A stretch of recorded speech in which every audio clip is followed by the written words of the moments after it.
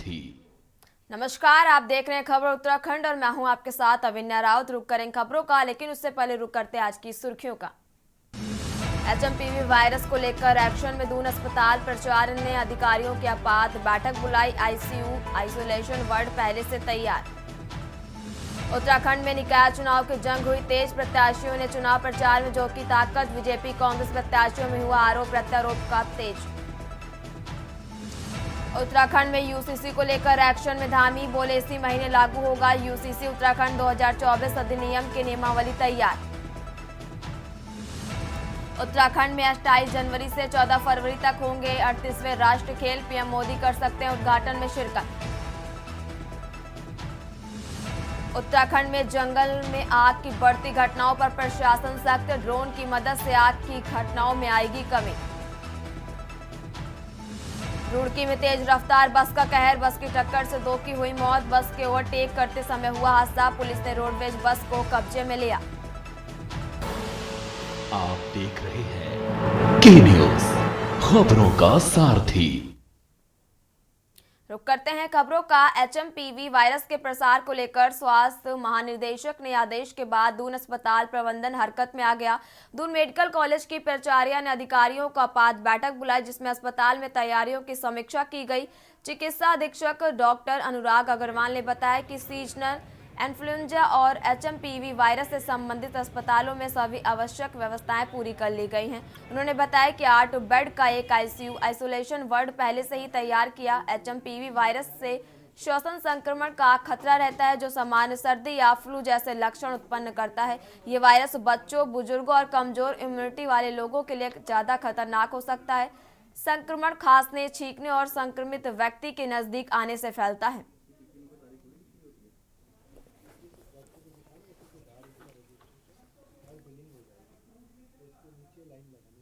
हाँ, देखिए, मैं आपके माध्यम से सभी को बताना चाहूँगा कि अभी तक हम लोग को कोई पैनिक करने की बिल्कुल भी ज़रूरत नहीं है।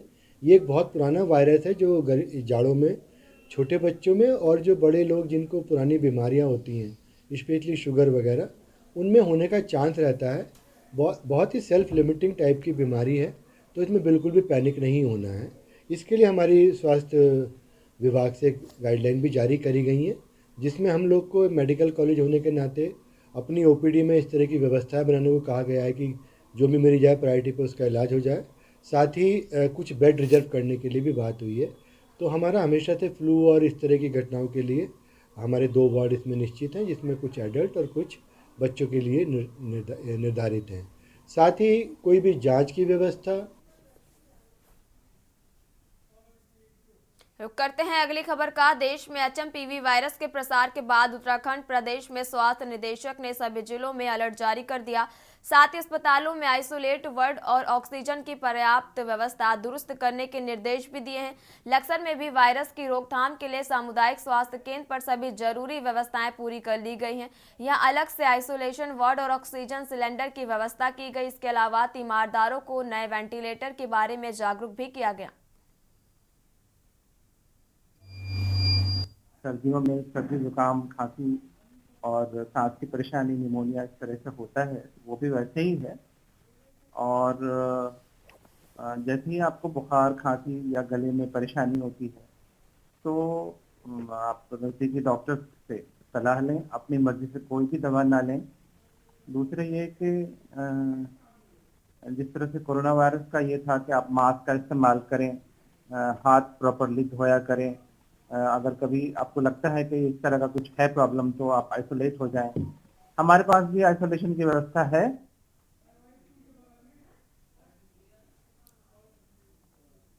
उत्तराखंड भारतीय जनता पार्टी ने कांग्रेस प्रदेश अध्यक्ष के कार्यकाल को अब तक सबसे विफल कार्यकाल बताया। भाजपा ने आरोप लगाया कि करण माहरा के प्रदेश अध्यक्ष के कार्यकाल में सबसे ज्यादा लोग पार्टी छोड़कर जा रहे हैं। प्रदेश भाजपा प्रवक्ता कमलेश रमन ने कहा कि उत्तराखंड कांग्रेस के प्रदेश अध्यक्ष करण माहरा के कार्यकाल के दौरान कांग्रेस में इस्तीफों की बाढ़ लगी है।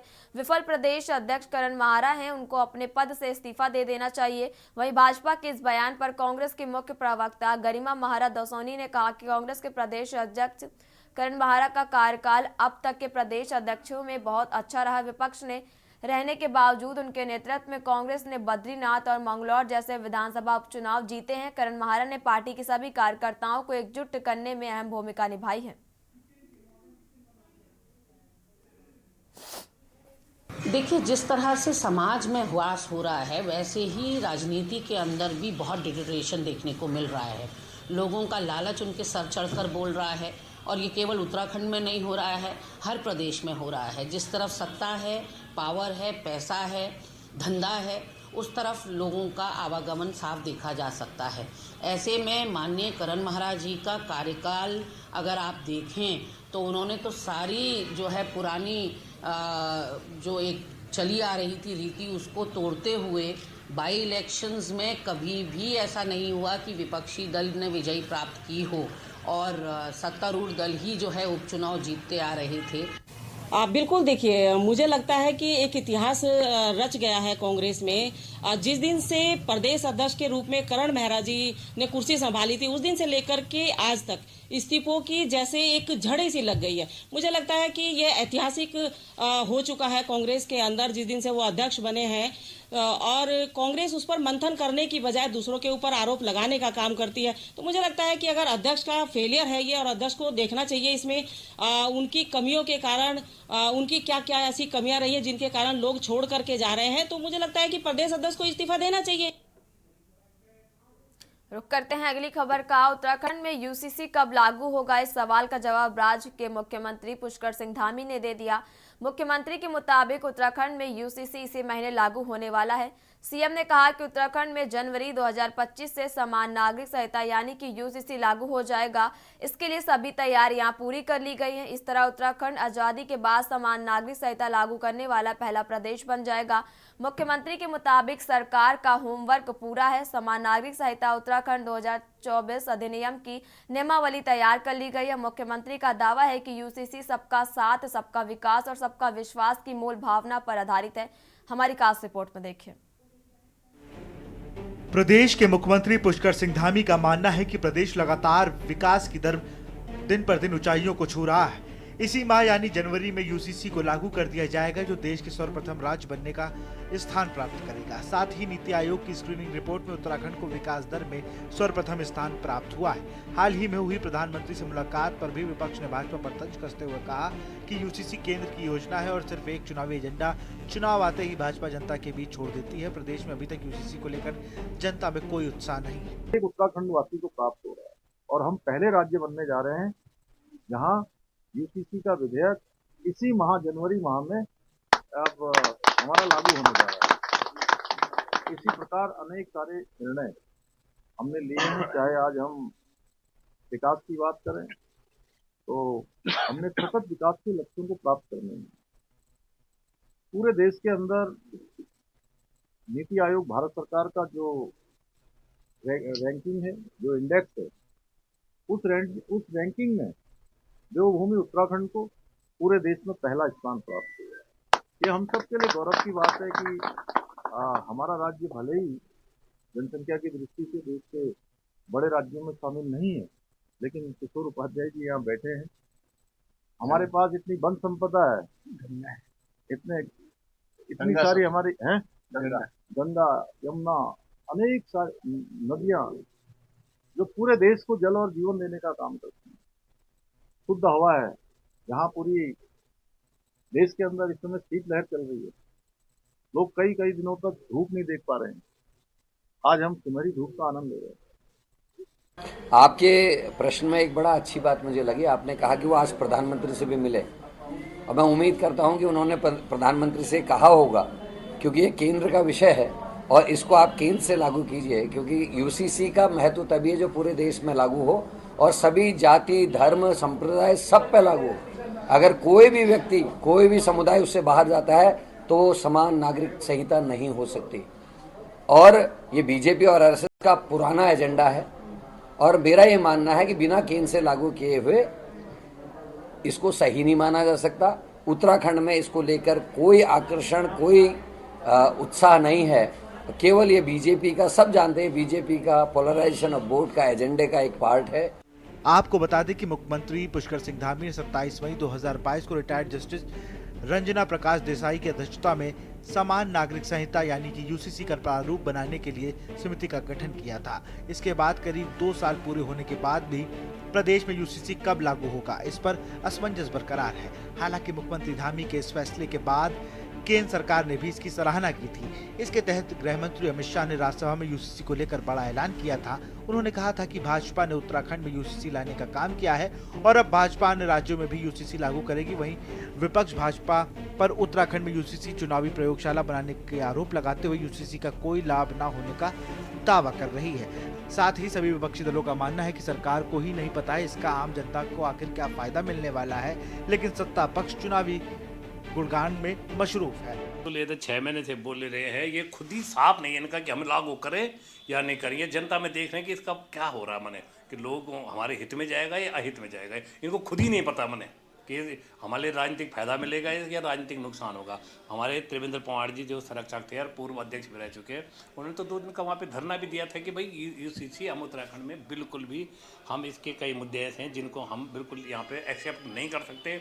हम इसका विरोध करेंगे, घनघोर विरोध करेंगे। ऐसी जगह पे तुम पता नहीं क्यों इसको सिर्फ उत्तराखंड को नंबर बढ़ाने के चक्कर में, मोदी जी के सामने नंबर बढ़ाने के चक्कर में धामी जी इन प्रकार लगे हैं कि मैं लागू करूँगा, लगे हैं लागू करेंगे। अरे भाई फायदा क्या होगा इससे, बताओ, उससे कुछ फायदा हो, कुछ फायदा क्या होगा इससे? और फायदे से उन्हें कोई लेना देना नहीं। इन्हें अपने राजनीतिक एजेंडा जनता पे थोपना है, जनता का भला हो ना हो उससे कोई लेना देना नहीं। ये हमारे भारतीय जनता पार्टी का सबसे बड़ा मंत्र है, जिस पर हमारे यशस्वी मुख्यमंत्री श्री पुष्कर सिंह धामी जी नित्य कार्य कर रहे हैं।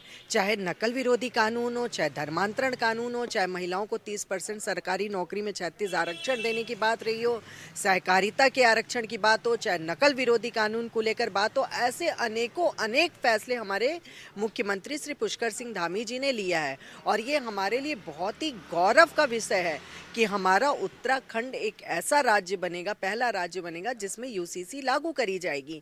तो यूसीसी के लिए भी जो उन्होंने वायदा किया तो उसको पूरी तरीके से धरातल पर उतारने के लिए हम तैयार हैं। देखिए, भारतीय जनता पार्टी वो बात बार बार करती है जिससे उसको राजनीतिक लाभ हो, और यूसीसी को लेकर के पिछले 3 सालों से ना जाने कितनी बार सरकार दावे कर चुकी है, आज तक तो लागू हुआ नहीं है। और यूसीसी वैसे भी भारत सरकार का विषय है। अगर सरकार इसको लेकर के गंभीर है तो देश की लोकसभा में ये बिल मोदी सरकार को लाना चाहिए था, लेकिन आज तक तो ये बिल वहाँ पर आया नहीं है। और उत्तराखंड में इस बिल का लाभ कितना बेरोजगारों को होगा, कितना इससे रोजगार मिलेगा, कितना पलायन रुकेगा, कितना जो है उद्योग धंधे पहाड़ चढ़ेंगे, ये बड़ा सवाल है। बेटियां कितनी इस बिल के आने के बाद सुरक्षित होंगी, जनता लगातार पूछ रही है, सरकार इसका जवाब नहीं दे पा रही है। कुल मिलाकर राज्य में एक बार फिर यूसीसी को लेकर आरोप प्रत्यारोप का दौर शुरू हो गया है। हालांकि इस बीच मुख्यमंत्री ने इसी महीने यूसीसी लागू होने का दावा कर दिया, इसके इंतजार को खत्म करने की बात कही है, साथ ही सभी तैयारियों का दावा भी किया है। सवाल यह है कि मुख्यमंत्री बयान के बाद क्या मान लिया जाए कि जनवरी माह से प्रदेश में यूसीसी लागू होगा, या फिर इंतजार और बढ़ेगा? क्या उत्तराखंड भाजपा की चुनावी प्रयोगशाला है? क्या यूसीसी लागू होने के बाद आम जनता को इसका लाभ मिलेगा भी या नहीं? क्योंकि विपक्षी दलों ने तो यूसीसी चुनाव फलसफा लग रहा है। Uttarakhand desk report. रुक करते हैं अगली खबर का। कुमायूं के सबसे बड़े नगर निगम हल्द्वानी में चुनाव बेहद दिलचस्प होता जा रहा है। कांग्रेस और भाजपा के मेयर प्रत्याशी चुनाव प्रचार के साथ एक दूसरे पर जमकर आरोप प्रत्यारोप लगा रहे हैं। समाजवादी पार्टी का कांग्रेस के साथ गठबंधन होने का आरोप लगाते हुए जहां भाजपा प्रत्याशी ने कांग्रेस प्रत्याशी ललित जोशी पर आरोप लगाए, तो वहीं ललित जोशी ने भी पलटवार करते हुए कहा कि भाजपा को आरोप लगाने से पहले खुद के गिरेबान में झांकना चाहिए, क्योंकि जिनके घर शीशे के वो दूसरे के घरों में पत्थर नहीं मारा करते। दरअसल भाजपा प्रत्याशी गजराज विष्णु ने प्रेस वार्ता करते हुए बताया कि उत्तराखंड राज्य आंदोलन के दौरान महिला आंदोलनकारियों के साथ अत्याचार और हत्या करने वाली समाजवादी पार्टी के साथ कांग्रेस ने गठबंधन कर लिया है। ऐसे में कांग्रेस प्रत्याशी को खुद का राज्य आंदोलनकारी का वोट उखाड़ फेंकना चाहिए, जिस पर कांग्रेस प्रत्याशी राज्य आंदोलनकारी ललित जोशी ने कहा कि भाजपा कांग्रेस पर यह आरोप लगाने से पहले ये बताई कि राज्य आंदोलन की जिस हत्यारी पार्टी का गठबंधन वो कांग्रेस के साथ होने का झूठा आरोप लगा रहे, उसे पार्टी के सर्वे मुलायम सिंह यादव को किसकी सरकार में पद्मश्री पुरस्कार मिला। ललित जोशी ने कहा कि जिनके घर पर शीशे के होते हैं उन पर पत्थर नहीं मारा करते और उन्हें किसी को सर्टिफिकेट दिखाने और किसी से सर्टिफिकेट लेने की जरूरत नहीं है।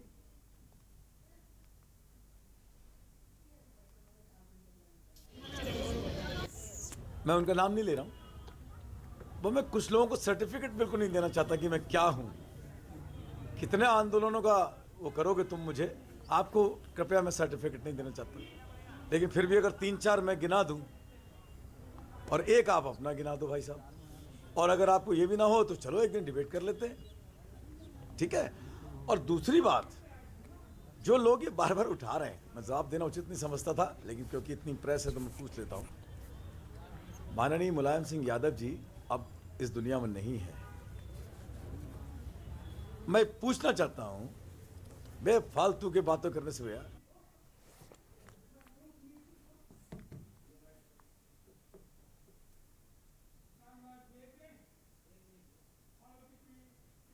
रुक करते हैं अगली खबर का। कांग्रेस पार्टी के पूर्व प्रदेश अध्यक्ष गणेश गोदियाल मंगलवार को पौड़ी पहुंचे, जहां उन्होंने कांग्रेस के नगर पालिका अध्यक्ष प्रत्याशी यशोदा नेगी के साथ बाजार का दौरा किया और व्यापारियों से मुलाकात भी की। इस दौरे के बाद गणेश गोदियाल ने कांग्रेस कार्यालय में कार्यकर्ताओं के साथ बैठक की। बैठक के दौरान उन्होंने कार्यकर्ताओं में आगामी नगर पालिका चुनाव में जीत के लिए जोश भरते हुए कहा कि पार्टी को मजबूती से चुनाव लड़ना होगा। गणेश गोदियाल ने कहा कि पिछले 8 सालों से कांग्रेस पार्टी प्रदेश में सत्ता से बाहर है और इस बार चुनाव में कड़ी मेहनत की आवश्यकता है। कमी रखिए। अरे भाई लिंगवाल जी, सच्चाई ऐसी कि पार्टी कम नहीं रखनी चाहिए, आजकल पार्टी अकाउंट। मैं पौड़ी की जनता से निवेदन करने आया हूं कि जिस प्रकार से लोकसभा में उन्होंने मुझे बहुत ही बढ़ चढ़कर अपना आशीर्वाद दिया, तमाम मिथकों को दरकिनार करते हुए उन्होंने ये दिखाया कि हम मेरिट के आधार पर वोट दे रहे हैं, तो आज मैं फिर निवेदन करने आया हूं कि मेरिट के आधार पर जितने भी प्रत्याशी अभी मैदान में हैं उनमें यशोदा नेगी जी नंबर 1 पर है। और चूंकि हमने भी मेरिट के आधार पर ही उनको उनके जो कार्य हैं पीछे, उनके द्वारा सामाजिक क्षेत्र में किए गए कार्य या राजनीतिक क्षेत्र में उनके द्वारा किए गए कार्य या जो पद पर वो अपने भी उसमें थी, वार्ड में मेंबर थी, उसके आधार पर उनके द्वारा जो किए गए कार्य हैं उसके आधार पर वो मेरिट के आधार पर उनको टिकट मिला है। तो मैं निवेदन करना चाहता हूं कि सब लोग उन्हें अपना आशीर्वाद दें। क्या है कि कांग्रेस पार्टी में उनके वर्षों का योगदान है। जब पार्टी के पास मौका था तो पार्टी ने भी उन्हें पहचान दी। मैं गोदियाल जी का बहुत बहुत धन्यवाद करती हूँ कि उन्होंने अपना अमूल्य समय जो है निकाल कर यहाँ पर आए और अपनी छोटी बहन को दिया है, उनका मैं धन्यवाद करूँगी। और ये मैसेज मैं देना चाहूँगी कि गोदियाल जी एक स्वच्छ और स्पष्ट छवि के व्यक्ति हैं और जिस प्रकार से हर जन जन के मुँह पे, हर जन जन की ज़बान पे उनका नाम है, उसी प्रकार से जो है लोग उनको बहुत अच्छाई के रूप में देखते हैं। और आज यहाँ पर आए और इतने लोग, इतनी भीड़ यहाँ पर इकट्ठा है और सब लोग लालायित हैं, तरस रहे हैं उनकी आवाज़ सुनने के लिए, उनके भाषण सुनने के लिए लोग तरसते हैं कि कब गोदियाल जी आएंगे और कब जो है हमारे सामने कुछ बोलेंगे। रुक करते हैं अगली खबर का। हरबटपुर नगर पालिका चेयरमैन पद के लिए कांग्रेस की अधिकृत प्रत्याशी यामिनी रोहिला का नामांकन उच्च न्यायालय ने जाति प्रमाण पत्र की खामी के चलते निरस्त कर दिया था। इस फैसले को चुनौती देते हुए यामिनी रोहिला ने उच्च न्यायालय में याचिका दायर की थी, जिसे कोर्ट ने खारिज कर दिया। यामिनी रोहिला ने आरोप लगाया था कि उनका नामांकन इसलिए निरस्त किया गया क्योंकि जाति प्रमाण पत्र में कुछ खामियां पाई गई थी। अब कांग्रेस प्रत्याशी और पार्टी के विधिक सलाहकार मामले पर राय लेने में जुटे हुए हैं।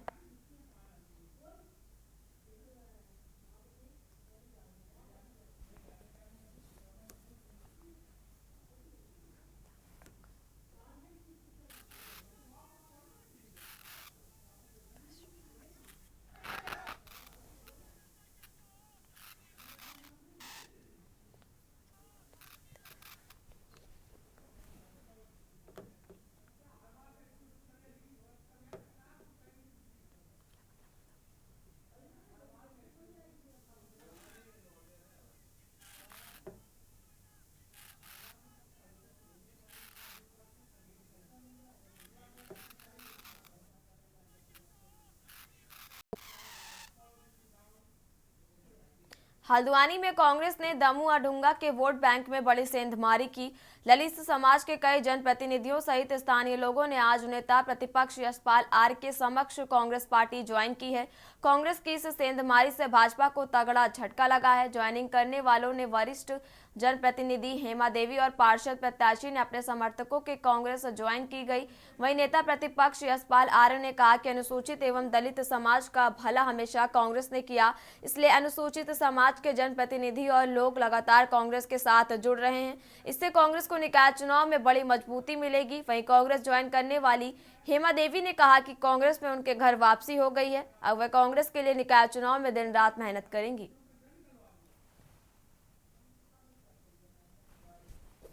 मैं पहले भी जिलाध्यक्ष रहा हूँ, मेरी अपनी टीम रही है इसमें।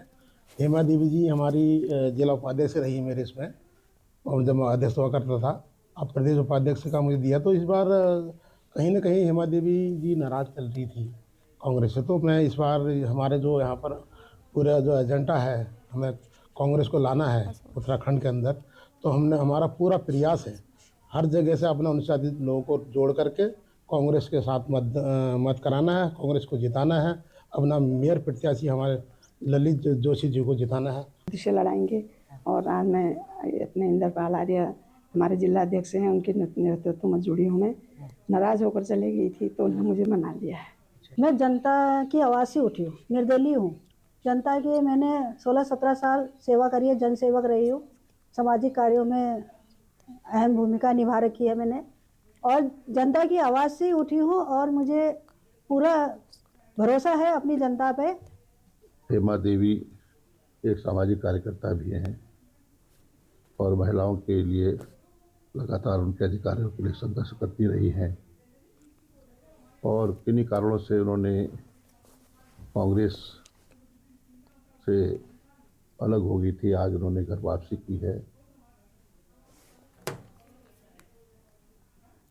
जैसे जैसे निकाय चुनाव मतदान की तारीखें नजदीक आ रही हैं, वैसे वैसे सभी दलों के प्रत्याशियों ने अपने अपने चुनाव में तेजी लाते हुए जनसंपर्क अभियान भी तेज कर दिया। रुड़की के कृष्णा नगर में गली गली जाकर कांग्रेस से मेयर प्रत्याशी पूजा गुप्ता ने क्षेत्रवासियों से अपने लिए वोट की अपील करी। इस दौरान उन्होंने कहा कि वह रुड़की की जनता का आभार जताती हैं, जो उन्हें भरपूर समर्थन मिल रहा है। इस वक्त जनता ने मन बना लिया है कि कांग्रेस की रीति और नीति को देखते हुए वह उन्हें चुनकर रुड़की का मेयर बनाएंगी, और उन्हें उम्मीद है कि रुड़की की जनता का प्यार उन्हें आवश्यक मिलने वाला है।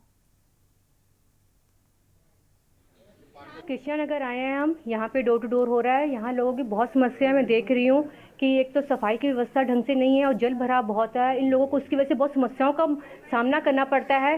तो अगर मैं मेयर प्रत्याशी जब मेयर सीट पे बैठूंगी, अगर ये लोग मुझे विजय बनाते हैं, इनका प्यार वैसे आशीर्वाद मुझे बहुत मिल रहा है और होगा भी ऐसा ही। और कृष्णा नगर को जल्दी से जल्दी जो आपका जल भराव से है उससे मुक्ति मिलेगी।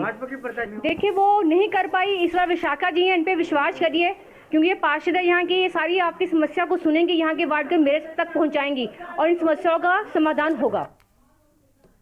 रुक करते हैं अगली खबर का। नगर निकाय चुनाव में बागेश्वर से अध्यक्ष प्रत्याशी के रूप में कांग्रेस महिला ने प्रत्याशी के रूप में गीता रावत को मैदान में उतारा है। गीता रावल पूर्व में बागेश्वर से नगर पालिका के अध्यक्ष भी रह चुकी हैं।